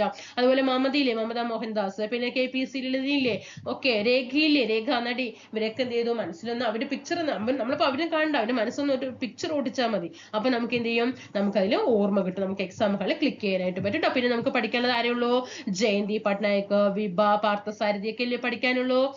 അത്രമാത്രമേ ഉള്ളൂ കേട്ടോ. അപ്പൊ ഫസ്റ്റത്തെ ആരാണ് ദേശീയ വനിതാ കമ്മീഷന്റെ അധ്യക്ഷ, ജയന്തി പട്നായിക്. 2 മോഹിനി ഗിരി, വിഭ പാർത്ഥസാരഥി, പൂർണിമ അദ്വാനി, ഗിരിജ വ്യാസ്, മമത ശർമ്മ, ലളിത കുമാരമംഗലം, രേഖ ശർമ്മ. പഠിച്ചോ? ഇനി നമുക്കറിയാം ദേശീയ വനിതാ കമ്മീഷൻ എന്ന് പറയുന്ന സമയത്ത് എപ്പോഴും വനിതകളായിരിക്കില്ലേ, വനിതകൾക്കാണ് അവിടെ പ്രാധാന്യം വരുന്നത്. പക്ഷേ നമ്മുടെ ദേശീയ വനിതാ കമ്മീഷനിൽ ഒരു പുരുഷൻ എന്തായിട്ടുണ്ട്, ചെയർപേഴ്സൺ ആയിട്ടില്ല കേട്ടോ. ചെയർപേഴ്സൺ എപ്പോഴും ആരായിട്ട് തന്നെ ആയിരിക്കണം, വനിതയായിരിക്കണം. പക്ഷെ ഒരു അംഗമായിട്ട് ആര് വന്നിട്ടുണ്ട്, അലോക് റാവത്ത് വന്നിട്ടുണ്ട് കേട്ടോ. അലോക് റാവത്ത് പ്രീവിയസ് ക്വസ്റ്റ്യൻ ആണ്, 2024 അടക്കം ഒരു എക്സാമിൽ ചോദിച്ച ക്വസ്റ്റ്യൻ ആണ്. ദേശീയ വനിതാ കമ്മീഷനിലെ അംഗമായ ആദ്യത്തെ പുരുഷൻ ആരാണ്, അലോക് റാവത്താണ്. ഇനി നമ്മുടെ ദേശീയ വനിതാ കമ്മീഷനിലെ ആദ്യത്തെ മെമ്പർ സെക്രട്ടറി ആരാണ്, നമ്മളിവിടെ പഠിച്ചില്ല, നേരത്തെ പറഞ്ഞില്ലേ, മെമ്പർ സെക്രട്ടറിക്ക് വേണ്ട യോഗ്യതകളൊക്കെ പഠിച്ചില്ലേ, 5 അംഗങ്ങൾ, ഒരു ചെയർപേഴ്സൺ, ഒരു മെമ്പർ സെക്രട്ടറി എന്ന് പറയും. ആദ്യത്തെ മെമ്പർ സെക്രട്ടറി ആരാണ്, ദേശീയ വനിതാ കമ്മീഷനിലെ ആദ്യത്തെ മെമ്പർ സെക്രട്ടറി ഉമാ പിള്ളയാണ്. ആരാണ് ആദ്യത്തെ മെമ്പർ സെക്രട്ടറി, ആരാണ്, ഉമാ പിള്ളയാണ്. നിലവിൽ മെമ്പർ സെക്രട്ടറി ആരാണ്, മാറിയിട്ടുണ്ടെങ്കിൽ നിങ്ങൾ ഒന്ന് കമന്റ് ചെയ്യണം കേട്ടോ. മിത രാജീവ് ആണ് കേട്ടോ, മിത രാജീവ് ആണ്, മിത രാജീവ് ലോചൻ ആണ് എന്ത് ഇപ്പോഴത്തെ നിലവിൽ കേട്ടോ ദേശീയ വനിതാ കമ്മീഷന്റെ മെമ്പർ സെക്രട്ടറി മിത രാജീവ്. ഫസ്റ്റ് പഠിച്ചു വെക്കണം കേട്ടോ, ഉമാ പിള്ള. കറണ്ട് അഫെയറിൽ അപ്ഡേറ്റ് ചെയ്ത് നമ്മുടെ ഗൂഗിൾ ഇതാണ് ഞാൻ തോന്നുന്നു, ഒന്ന് മാറിയിട്ടുണ്ടെങ്കിൽ നിങ്ങൾ താഴെ കമന്റ് ചെയ്യണം കേട്ടോ. മിത രാജീവ് ലോചൻ ആണ് ദേശീയ വനിതാ കമ്മീഷനിൽ എന്താണ് മെമ്പർ സെക്രട്ടറി കേട്ടോ. അപ്പൊ ഫസ്റ്റ് താരാണ് ഉമാ പിള്ള. അപ്പൊ ഇത്രയും കാര്യങ്ങൾ ചെയർപേഴ്സൺമാരെ കുറിച്ചിട്ട് വ്യക്തമായി ഇല്ലേ, മനസ്സിലാക്കി എന്ന് വിചാരിക്കുന്നു.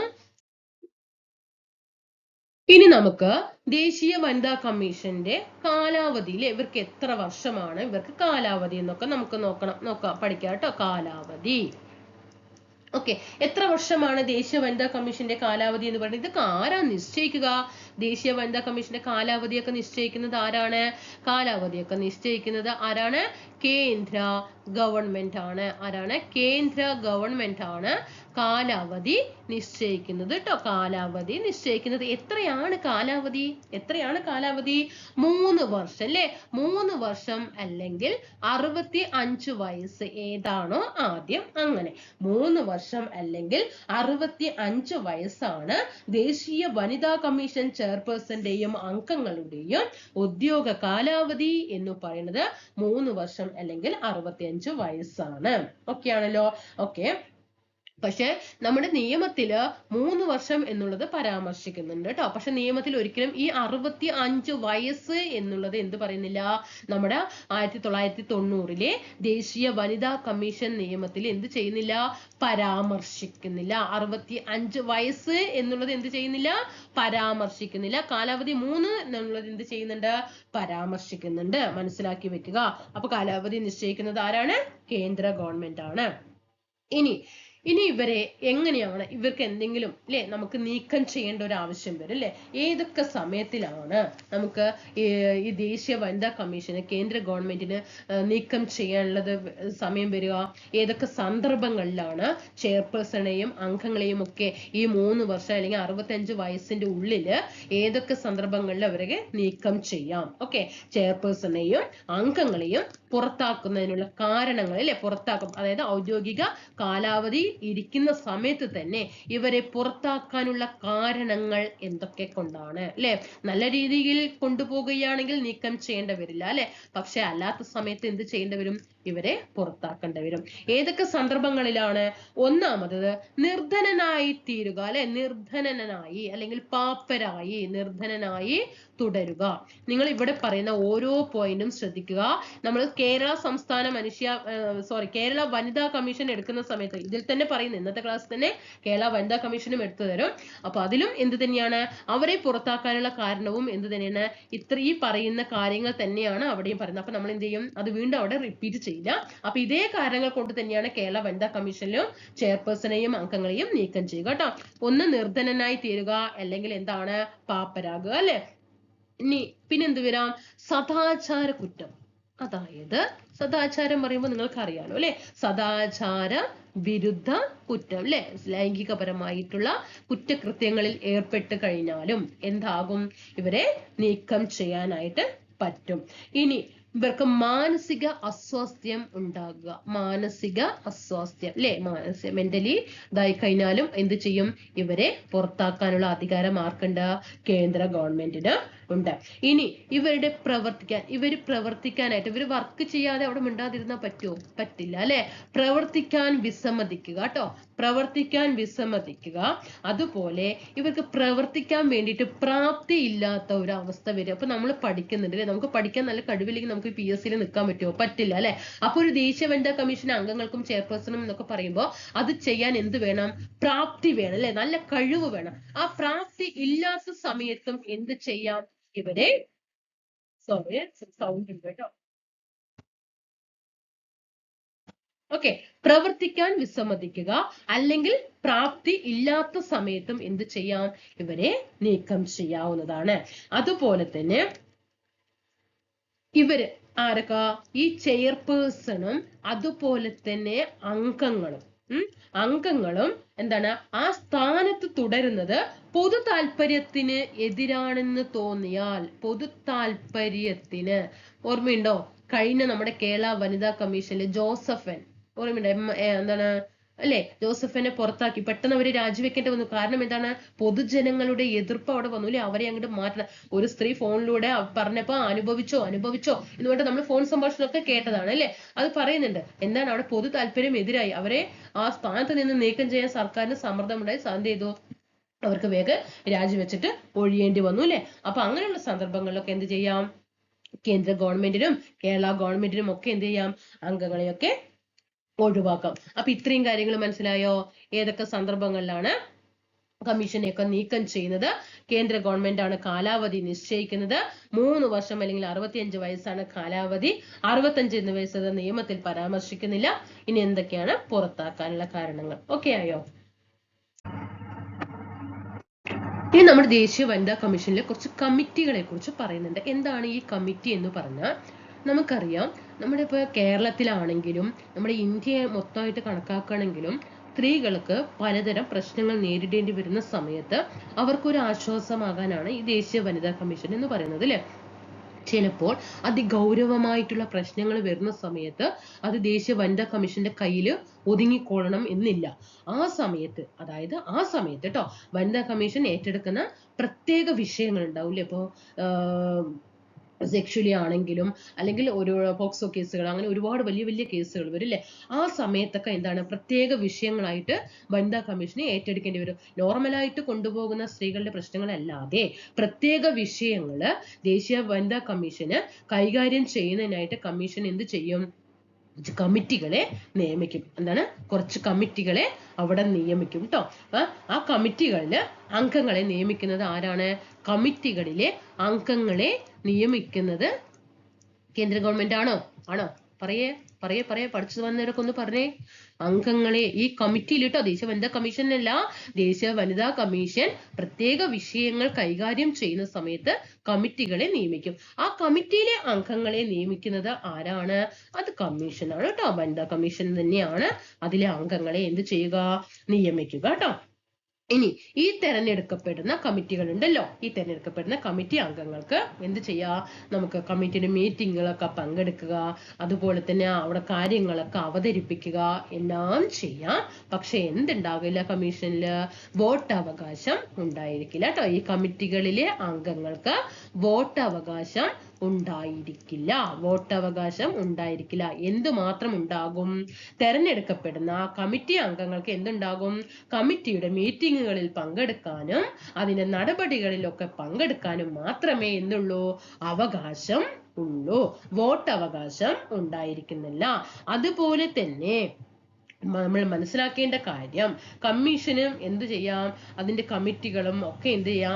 ആവശ്യമുള്ളപ്പോഴൊക്കെ മീറ്റിംഗ് കൂടണം. അതുപോലെ തന്നെ ഈ മീറ്റിംഗ് കൂടുന്ന സമയത്ത് ചെയർപേഴ്സൺ ആണ് തീരുമാനിക്കുക. വനിതാ കമ്മീഷന്റെ ചെയർപേഴ്സൺ ആണ് ഇഷ്ടമുള്ള സ്ഥലത്ത്, വനിതാ കമ്മീഷന്റെ ചെയർപേഴ്സണ് ഇഷ്ടമുള്ള സ്ഥലത്ത് എന്ത് ചെയ്യാം? യോഗങ്ങള് ചേരാം. അതിലെന്ത് ചെയ്യണം? ഇഷ്ടമുള്ള സ്ഥലത്ത് യോഗങ്ങൾ ചേരാം.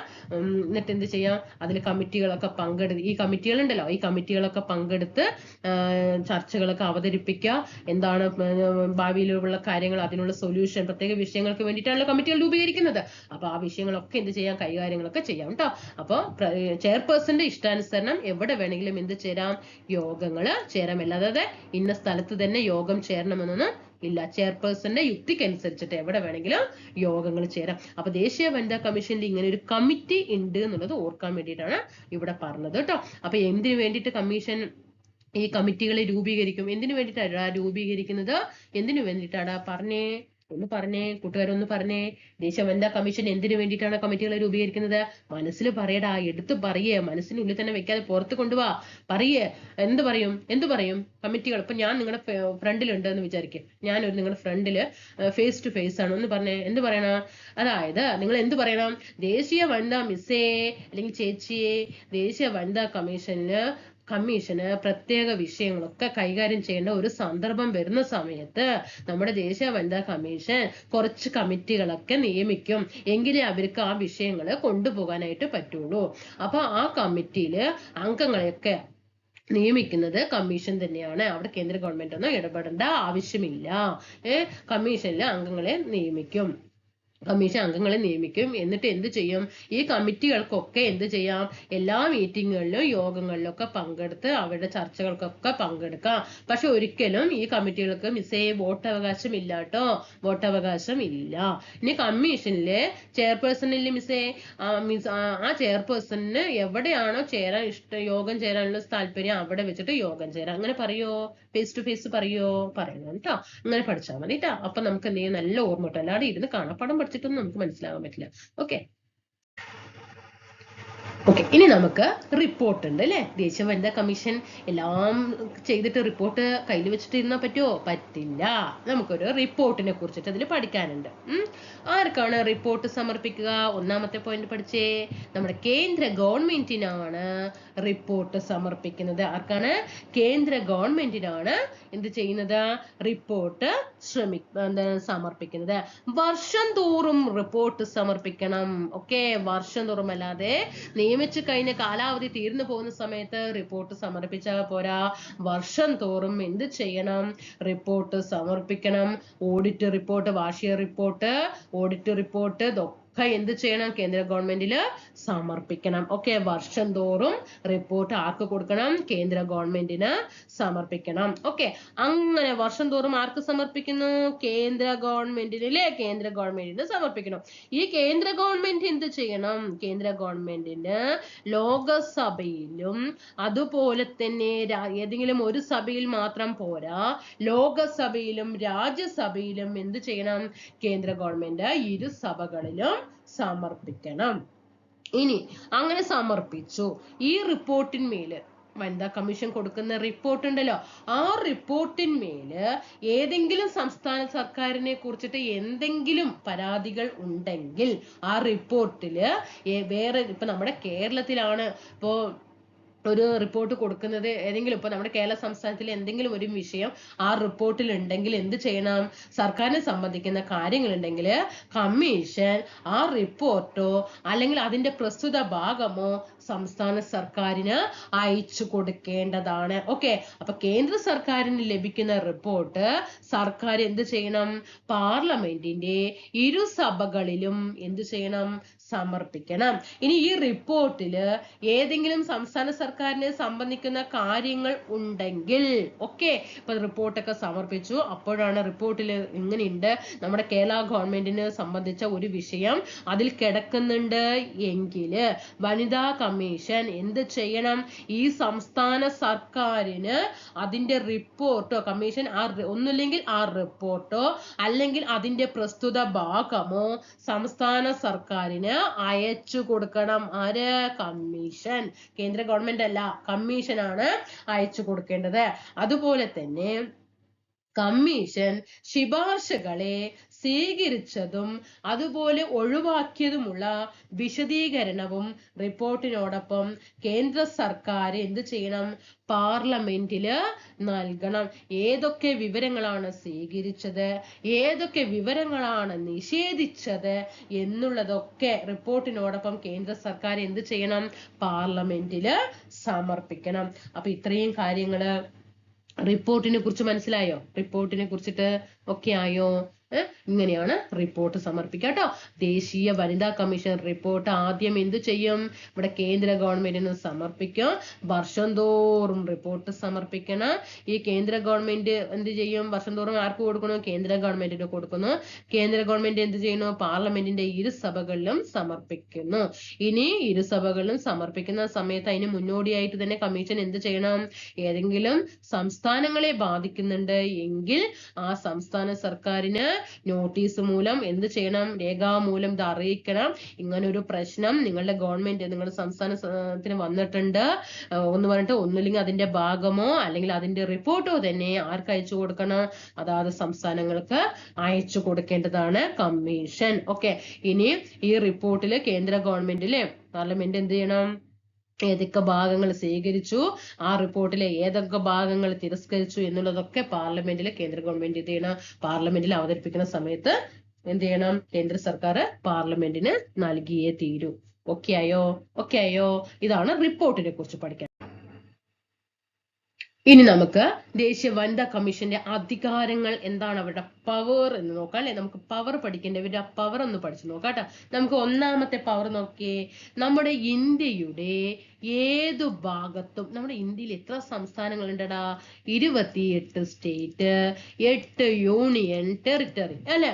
അപ്പൊ ഈ 28 സ്റ്റേറ്റിന്റെ ഏതു ഭാഗത്തു നിന്നും ഏതൊരു വ്യക്തിയെയും എന്താണ്, ഏതു ഭാഗത്ത് നിന്ന് ഏത് വ്യക്തിയെയും എന്ത് ചെയ്യാം? വിളിച്ചു വരുത്തിയിട്ട് കമ്മീഷന് മുന്നിൽ ഹാജരാകാനും വിശദീകരണം തേടാനും അതുപോലെ തന്നെ എന്ത് ചെയ്യാം? വിശദീകരണം തേടാനും ആർക്ക് അധികാരമുണ്ട്? നമ്മുടെ ദേശീയ വനിതാ കമ്മീഷന് അധികാരമുണ്ട്. ദേശീയ വനിതാ കമ്മീഷന്റെ ഒന്നാമത്തെ അധികാരമാണ് ഏതു ഭാഗത്ത് നിന്നും ഏത് വ്യക്തിയെയും എന്ത് ചെയ്യാം? വിളിച്ചു വരുത്തി കമ്മീഷന് മുന്നിൽ ഹാജരാകാനും വിശദീകരണം തേടാനും സാധിക്കും. അതുപോലെ തന്നെ ഏത് രേഖയും കണ്ടെത്താനും എന്ത് ചെയ്യാം? ഹാജരാക്കാനും ആർക്ക് സാധിക്കും? വനിതാ കമ്മീഷനുള്ള അധികാരമുണ്ട്. അതുപോലെ മൂന്നാമത്തെ അധികാരമാണ് നമ്മൾ കേരള വനിതാ കമ്മീഷൻ എടുക്കുമ്പോഴും കേരള വനിതാ കമ്മീഷന്റെ പവേഴ്സ് ഇതൊക്കെ തന്നെയാണ്. അതുകൊണ്ട് ഞാൻ വീണ്ടും അവിടെ പറയില്ല കേട്ടോ, രണ്ടുപേർക്കും കൂടിയിട്ടുള്ളതാണ് ഇത്, അല്ലാണ്ട് ദേശീയ തലത്തിൽ മാത്രമല്ല കേട്ടോ. സത്യവാങ്മൂലത്തിന്മേൽ എന്ത് ചെയ്യാം? തെളിവുകൾ സ്വീകരിക്കാം. ഓക്കെ, സത്യവാങ്മൂലത്തിന്മേൽ തെളിവുകൾ സ്വീകരിക്കാം. അടുത്തത് എന്താ പറയാ? ഏതെങ്കിലും കോടതിയിൽ നിന്നോ അല്ലെങ്കിൽ ഓഫീസിൽ നിന്നോ എന്ത് ചെയ്യാം? പൊതുരേഖ കേട്ടോ. എന്തൊക്കെയാണ്? പൊതുരേഖ അല്ലെങ്കിൽ പകർപ്പ് എന്ത് ചെയ്യാം, ആവശ്യപ്പെടാം കേട്ടോ. ഏതെങ്കിലും കോടതിയിൽ നിന്നോ അല്ലെങ്കിൽ ഏതെങ്കിലും ഓഫീസുകളിൽ നിന്നും ഒക്കെ പൊതുരേഖകളോ പകർപ്പുകളോ ഒക്കെ ആർക്ക് അവകാശപ്പെടാം, ദേശീയ വനിതാ കമ്മീഷന് അവകാശപ്പെടാവുന്നതാണ്. അതുപോലെ തന്നെ സാക്ഷികളുടെ വിസ്താരത്തിന്, സാക്ഷികളുണ്ടല്ലോ അവരെ വിസ്തരിക്കാൻ കേട്ടോ, സാക്ഷികളുടെ വിസ്താരത്തിനും അതുപോലെ തന്നെ രേഖകള് പരിശോധിക്കാനുമായിട്ട് എന്ത് ചെയ്യാം, കമ്മീഷന് പുറപ്പെടുവിക്കില്ലേ, കമ്മീഷൻ ഉത്തരവ് പുറപ്പെടുവിക്കാവുന്നതാണ്. അടുത്തത് പറയുന്നത് നിർണയിക്കപ്പെടാവുന്ന മറ്റേതെങ്കിലും കാര്യങ്ങൾ, ഞാൻ അതല്ല ഇതിൽ പുറമെ വേറെ ഏതെങ്കിലും അനദർ വേറെ ഏതെങ്കിലും കാര്യത്തിന് വേണ്ടിയിട്ടും എന്ത് ചെയ്യാം, വിളിച്ചു വരുത്താനായിട്ട് ആർക്ക് അധികാരമുണ്ട്, ദേശീയ വനിതാ കമ്മീഷന്റെ പവറാണ് കേട്ടോ.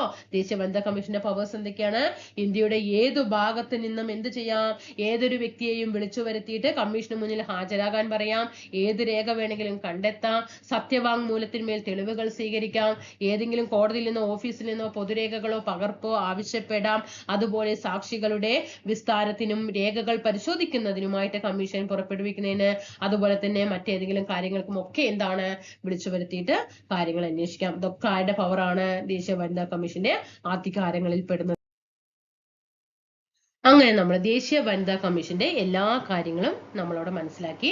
ഇനി നമ്മൾ കേരള വനിതാ കമ്മീഷൻ നിയമം 1991 കേരള വനിതാ കമ്മീഷൻ 1996 മാർച്ച് 14 കുറിച്ച് നോക്കാം. നമുക്ക് ആദ്യം നിയമത്തെ കുറിച്ചിട്ട് ആദ്യം മനസ്സിലാക്കിയിട്ട് എന്ത് ചെയ്യാ, കമ്മീഷൻ പഠിക്കാം കേട്ടോ. നമുക്ക് ആദ്യം കേരള വനിതാ കമ്മീഷൻ നിയമം 1991 കുറിച്ചിട്ട് പഠിക്കാം കേട്ടോ. അപ്പോ ശ്രദ്ധിക്കണം, ആരൊക്കെയാണ് ഈ കേരള വനിതാ കമ്മീഷൻ? നമ്മുടെ കേരളത്തില് ഒരുപാട് സ്ത്രീകളുടെ പ്രശ്നങ്ങൾ എന്ത് ചെയ്തു, കൂടി പ്രശ്നങ്ങൾ വരികയാണ്. സ്ത്രീകൾക്ക് എന്താണ്, ഒരുപാട് പ്രശ്നങ്ങൾ നേരിടേണ്ടി വരുന്ന സമയത്ത് നമ്മുടെ കേരളത്തിലും എന്ത് ചെയ്യണം, കേരളത്തിൻ്റെതായിട്ടുള്ള ഒരു നിയമം, വനിത സ്ത്രീകൾക്ക് വേണ്ടിയിട്ട് ഒരു നിയമം കൊണ്ടുവരണം എന്നുള്ള ഒരു ഉദ്ദേശത്തോടു കൂടിയിട്ടാണ് എന്ത് ചെയ്യുന്നത്, കേരള വനിതാ കമ്മീഷൻ നിയമം 91 എന്ത് ചെയ്യുന്നു, നിലവിൽ വരുന്നു. ഓക്കെ, അങ്ങനെ എന്താണ്, ഇതിന് മുന്നിൽ പ്രവർത്തിക്കണമെങ്കിൽ ആള് കൊണ്ടുവരണമെങ്കിൽ കുറച്ചുപേരുടെ അധ്വാനം ഉണ്ടാകണം അല്ലെ. അങ്ങനെ ഇതിനു വേണ്ടിയിട്ട് മുന്നോട്ട് വന്ന കേരളത്തില് ഒരു വനിതാ കമ്മീഷൻ നിയമം കൊണ്ടുവരണം, വനിതകൾക്ക് വേണ്ടി കൊണ്ടുവരണം എന്നൊരു ഇത് കൊണ്ടുവന്നത് പറയാം. ഒന്നാമത് നമ്മൾ ആലോചിക്കേണ്ട വ്യക്തിയാണ് VR Krishna Iyer. Okay, VR Krishna Iyer. ആരാണ്? VR കൃഷ്ണയ്യർ. അതുപോലെ തന്നെ ജസ്റ്റിസ് സുബ്രഹ്മണ്യൻ പോറ്റി. രണ്ടാളും ജസ്റ്റിസ് ആണ്. VR കൃഷ്ണയ്യർ നമുക്കറിയാം അല്ലെ. സുബ്രഹ്മണ്യൻ പോറ്റി ആരാണ്?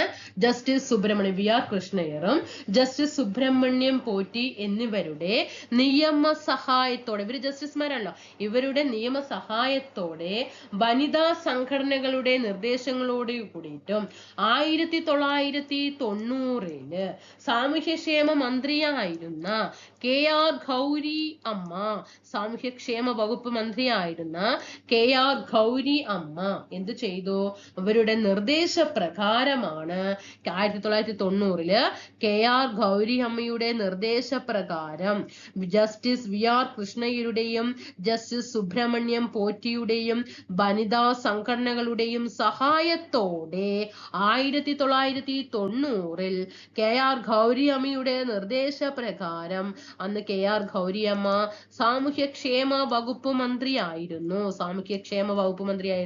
അതുകൊണ്ട് നിർദ്ദേശപ്രകാരം കേരള വനിതാ കമ്മീഷൻ നിയമം 1991 നിലവിൽ വന്നു. ഒക്കെയാണോ? വന്നു അല്ലെ. അങ്ങനെ 91 നിലവിൽ വന്നു, കേരള വനിതാ കമ്മീഷൻ നിയമം കൊണ്ടുവന്നു. ഓക്കെ, പക്ഷേ കേരള വനിതാ കമ്മീഷൻ നിയമത്തിന് രാഷ്ട്രപതിയുടെ അംഗീകാരം ലഭിച്ചത് എപ്പോഴാണ്? 1995 സെപ്റ്റംബർ എപ്പോഴാണ്? 15.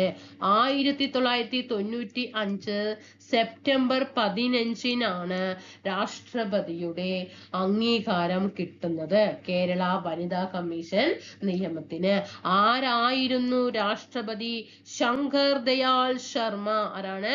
ശങ്കർ ദയാൽ ശർമ്മയാണ് നമ്മുടെ കേരള വനിതാ കമ്മീഷൻ നിയമത്തിന് അംഗീകാരം കൊടുത്ത രാഷ്ട്രപതി.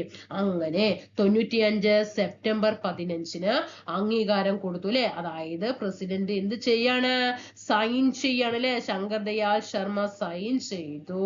അങ്ങനെ 1995 ഡിസംബർ മാസം 1-ാം തീയതി നിലവിൽ വന്നു കേട്ടോ.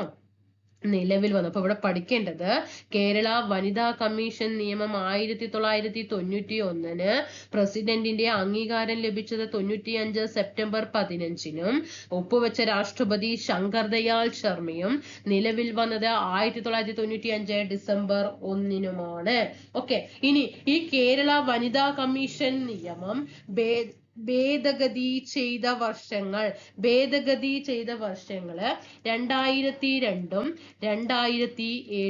കേരള വനിതാ കമ്മീഷൻ നിയമം ഭേദഗതി ചെയ്തത് 2002 2007 എത്ര സെക്ഷനുകളുണ്ട്? 28 സെക്ഷൻസ്. 28 സെക്ഷൻസ് ആണ് ഏതിലുള്ളത്?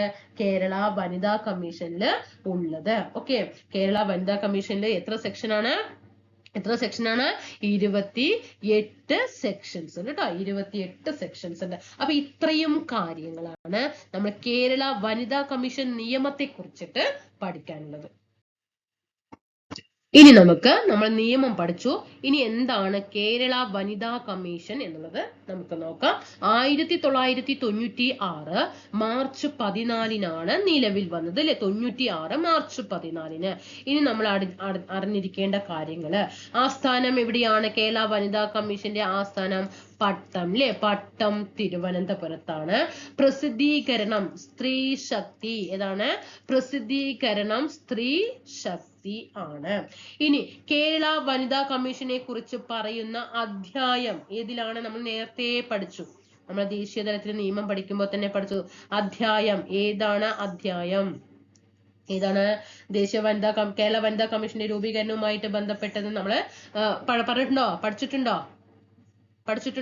ശ്രദ്ധിക്കുന്നുണ്ടാവും. ചിലപ്പോ നിങ്ങളുടെ റൂട്ടൊന്നും നിങ്ങൾക്ക് എത്രത്തോളം ശ്രദ്ധയുണ്ടെന്ന് നോക്കാൻ വേണ്ടിയിട്ട് ഞാൻ പറഞ്ഞാണ് കേട്ടോ. നമ്മൾ കേരള വനിതാ കമ്മീഷന്റെ സെക്ഷൻ നമ്മൾ നേരത്തെ 5 അധ്യായങ്ങൾ നമ്മൾ പറഞ്ഞിട്ടുണ്ടോ? ഇല്ല അല്ലെ. കാരണം ആ നിയമം അനുസരിച്ചിട്ടല്ല ഏത് വന്നിരിക്കുന്നത്.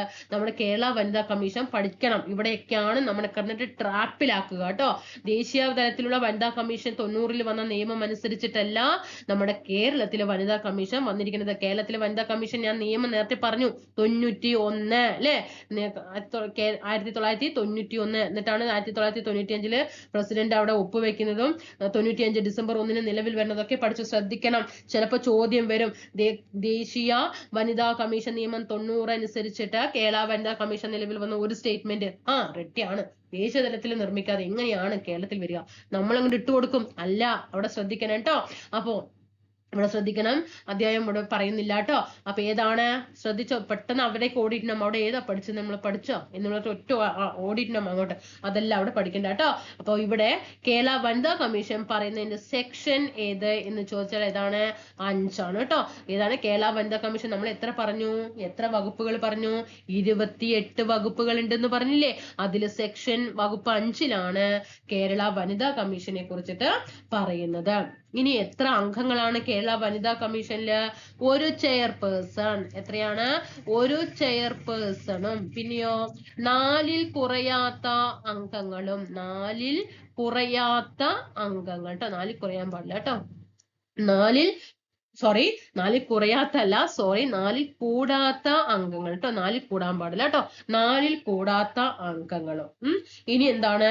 ഒരു മെമ്പർ സെക്രട്ടറി. വനിതാ കമ്മീഷനിലെ മെമ്പർ സെക്രട്ടറിക്ക് പ്രാധാന്യം അത്രത്തോളം ഉണ്ട് കേട്ടോ.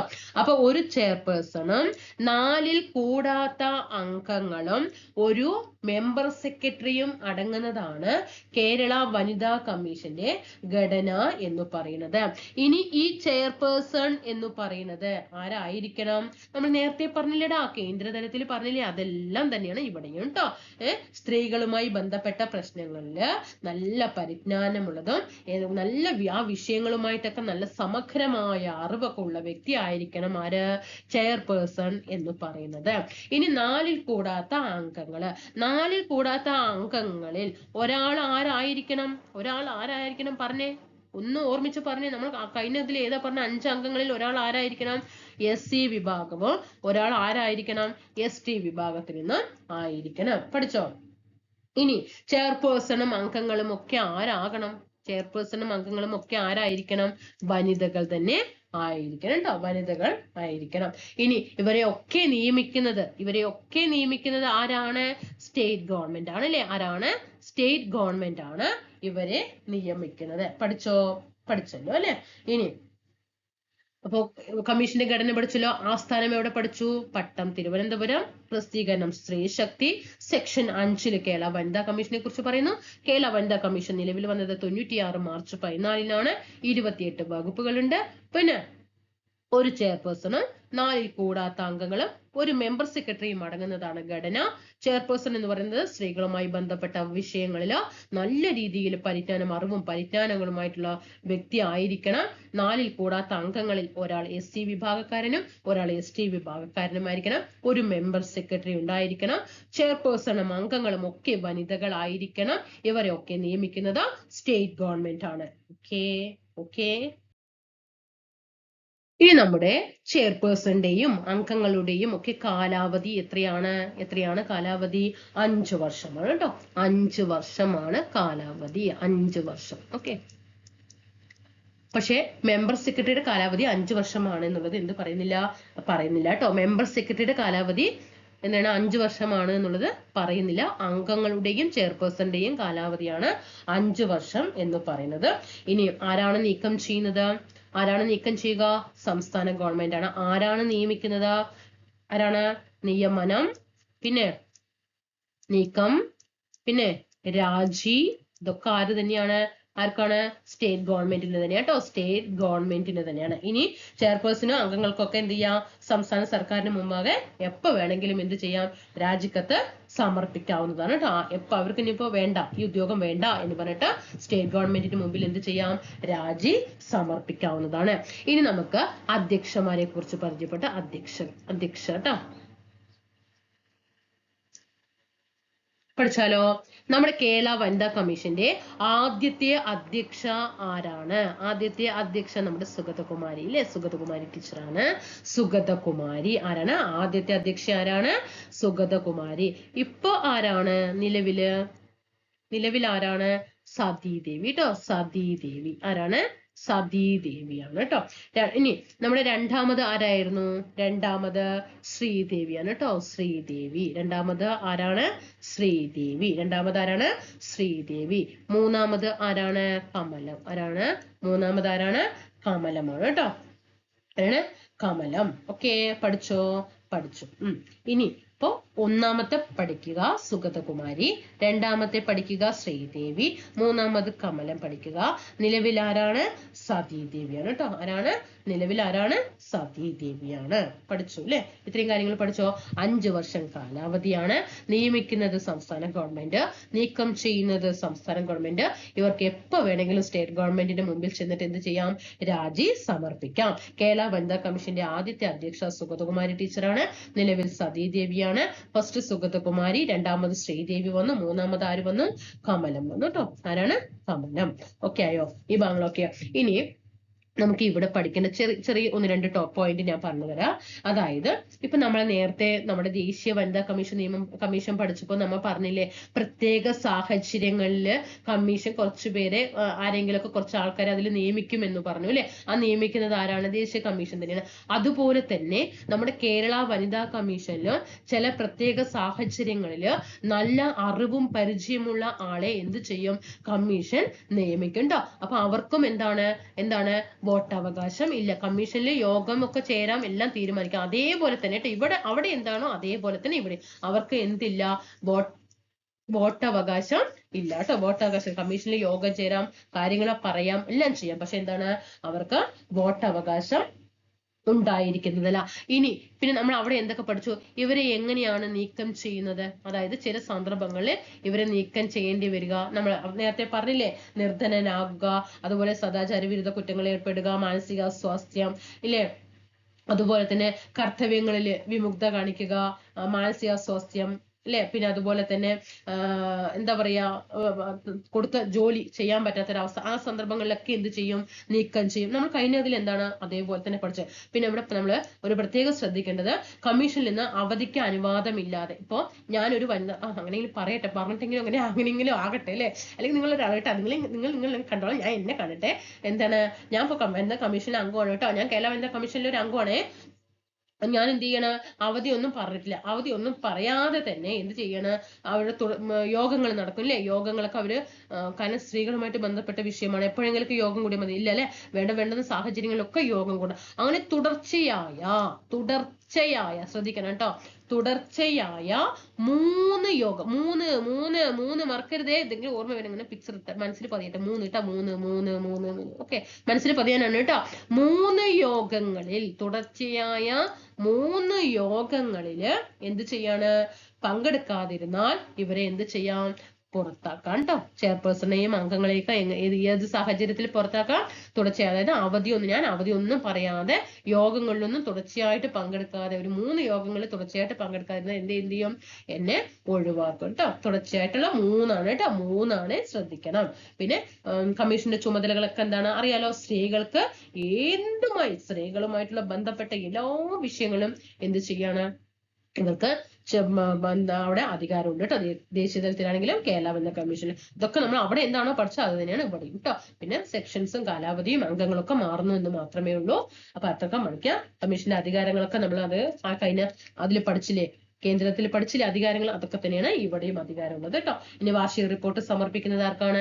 റിപ്പോർട്ട് ആർക്കാണ് സമർപ്പിക്കുക? റിപ്പോർട്ട് സംസ്ഥാന ഗവൺമെന്റിനാണ് കേട്ടോ. റിപ്പോർട്ട് സമർപ്പിക്കുന്നത് സ്റ്റേറ്റ് ഗവൺമെന്റിനാണ് റിപ്പോർട്ട് സമർപ്പിക്കുന്നത്. വർഷം തോറും റിപ്പോർട്ട് സമർപ്പിക്കണം. റിപ്പോർട്ട് സമർപ്പിച്ചു കഴിഞ്ഞാൽ സ്റ്റേറ്റ് ഗവൺമെന്റ് എന്ത് ചെയ്യണം? നിയമസഭയ്ക്ക് മുമ്പിൽ സമർപ്പിക്കണം. അവിടെ പറയുമ്പോൾ ഇരുസഭകളുണ്ട് അല്ലെ, ലോകസഭയുണ്ട്, രാജ്യസഭയുണ്ട്, അവിടെ സമർപ്പിക്കണം. ഇവിടെ സ്റ്റേറ്റ് ഗവൺമെന്റ് ആകുമ്പോൾ നിയമസഭയ്ക്ക് മുമ്പിൽ സർക്കാർ എന്ത് ചെയ്യണം?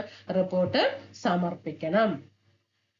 ഓക്കെ, അപ്പൊ ഇത്രയും കാര്യങ്ങളാണ് കേരള വനിതാ കമ്മീഷനെ കുറിച്ചിട്ടും ദേശീയ വനിതാ കമ്മീഷനെ കുറിച്ചിട്ടും ഒക്കെ പഠിച്ചു. നമ്മൾ കമ്മീഷൻ ആദ്യം നമ്മളൊക്കെ എന്ത് ചെയ്തു? നിയമങ്ങൾ പഠിച്ചു, കമ്മീഷൻസ് പഠിച്ചു. 1 മണിക്കൂറായി. നിങ്ങൾക്ക് ക്ലാസ് സ്ലോ ആണെങ്കിൽ കൂട്ടുകാർ 2x സ്പീഡിൽ ഇട്ടിട്ട്, നമ്മുടെ യൂട്യൂബിൽ മേലെ സെക്ഷൻ ഉണ്ടല്ലോ, ആ ക്ലാസ്സിന്റെ മേലെ 2x ഇട്ടിട്ട് കാണുക കേട്ടോ. പക്ഷെ നമ്മൾ ഇത് ഒന്ന് സ്ലോ ആക്കിയിട്ടാണെങ്കിലും പഠിച്ചു പോയാൽ അവിടെ പഠിച്ചത് ഒക്കെയാണ്, എല്ലാം കവർ ചെയ്ത് തന്നിട്ടുണ്ട് കേട്ടോ, എല്ലാം കവർ ചെയ്ത് തന്നിട്ടുണ്ട്. ഇത്രയും കാര്യങ്ങളൊക്കെ പഠിക്കുക കേട്ടോ. നന്നായിട്ട് ഈ തന്ന കാര്യങ്ങൾ തന്നെ നന്നായി പഠിച്ച ഗുഡ് ആണ് കേട്ടോ. ഗുഡ്. ഓക്കെ. എങ്ങനെ പറയാം നമ്മള്? ഗുഡ് അറ്റ് എന്താണ്? ഗുഡ് അറ്റ് എന്ത് പറയാം നമുക്ക്? കേരള അല്ലേ, അല്ലെങ്കിൽ ദേശീയ തലത്തിലുള്ള വനിതാ കമ്മീഷൻ അല്ലേ. ഓക്കെ, വുമൺ ആക്ട് നമുക്ക് എന്തായി? ഓക്കെ ആയി അല്ലേ, പഠിച്ചില്ല. അപ്പൊ ഗുഡ് കഴിഞ്ഞ ഏതാണ് പറയാ? ഗുഡ് കഴിഞ്ഞ അറ്റ് അല്ലേ. ഗുഡ് കഴിഞ്ഞ നമ്മൾ ഏത് പ്രയോഗിക്കണം? ഗുഡ് അറ്റാണ് അല്ലെ, പ്രിപ്പോസിഷൻ ഗുഡ് അറ്റ്. പഠിച്ചില്ല, അതും പഠിച്ചു. ഓക്കെ, ഒന്ന് ഫ്രഷ് ആയിക്കോട്ടെ വേണ്ടി പറഞ്ഞാണ് കേട്ടോ. ഓക്കെ ആയല്ലോ. അപ്പൊ ഈ ക്ലാസ് ഇഷ്ടപ്പെട്ടോ നിങ്ങൾക്ക്? കൂട്ടുകാർക്ക് ഇഷ്ടപ്പെട്ടോ? എന്തെങ്കിലും മനസ്സിലാകാത്ത ബുദ്ധിമുട്ടുണ്ടോ? സൗണ്ട് ഭയങ്കര പ്രശ്നമാണ് കേട്ടോ, തീരെ വയ്യ. നല്ല ടാബ്ലറ്റ്, ഡോക്ടറത്തൊക്കെ പോയി ടാബ്ലറ്റ് ഒക്കെ കഴിച്ചിട്ട് ഇരിക്കുകയാണ്. പക്ഷെ ക്ലാസ് നമുക്ക് ഒഴിവാക്കാൻ പറ്റും. നമ്മൾ 2 ദിവസം ലാഗ് അടിച്ചാൽ നമ്മളല്ലേ അതേപടി നമ്മൾ പിന്നെ ആ വഴിക്ക് പോകും. പിന്നെ PSC പഠിച്ചിട്ടുണ്ടോ എന്നുള്ളതേ നമ്മൾ ഓർമ്മയില്ല, PSC ഇറങ്ങിയിട്ടുണ്ടോ എന്നുള്ളതേ ഓർമ്മയുണ്ടായില്ല. ആ ലെവലാണ്. ഓക്കെ, ഞാൻ അങ്ങനെയാണ്, അതുകൊണ്ടാണ്. ഓക്കെ, റെഡിയാണ്? എന്തായാലും താഴെ ഒന്ന് അഭിപ്രായം എന്റെ കൂട്ടുകാർ ഒന്ന് രേഖപ്പെടുത്തിയിട്ട് പോടാ.